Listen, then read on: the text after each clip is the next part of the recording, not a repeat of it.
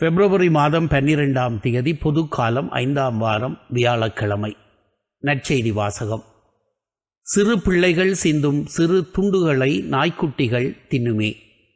Mark எழுதிய தூய நற்செய்தியிலிருந்து வாசகம். அதிகாரம் 7 வசனங்கள் 24 30 வரை.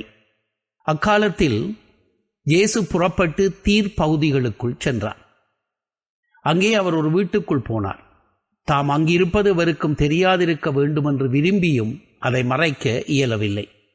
உடனே பெண் ஒருவர் அவரை பற்றி கேள்விப்பட்டு உள்ளே வந்து அவர் காலில் விழுந்தார். அவருடைய மகளை தீய ஆவி பிடித்திருந்தது. அவர் ஒரு கிரேக்க பெண், சிறிய பெனிசிய இனத்தைச் சேர்ந்தவர். அவர் தம் மகளிடம் இருந்து பேயை ஓட்டிவிடுமாறு அவரை வேண்டினார். இயேசு அவரை பார்த்து, முதலில் பிள்ளைகள் வயிறார உண்ணட்டும், பிள்ளைகளுக்குரிய உணவை எடுத்து நாய்க்குட்டிகளுக்கு போடுவது முறையல்ல என்றார். அதற்கு அந்த பெண், ஆமையா, ஆனாலும் மேசையின் கீழிருக்கும் நாய்க்குட்டிகள் சிறு பிள்ளைகள் சிந்தும் சிறு துண்டுகளை தின்னுமே என்று பதிலளித்தார். அப்பொழுது இயேசு அவரிடம், நீர் இப்படி சொன்னதால் போகலாம், பேய் உம் மகளை விட்டு நீங்கிற்று என்றார்.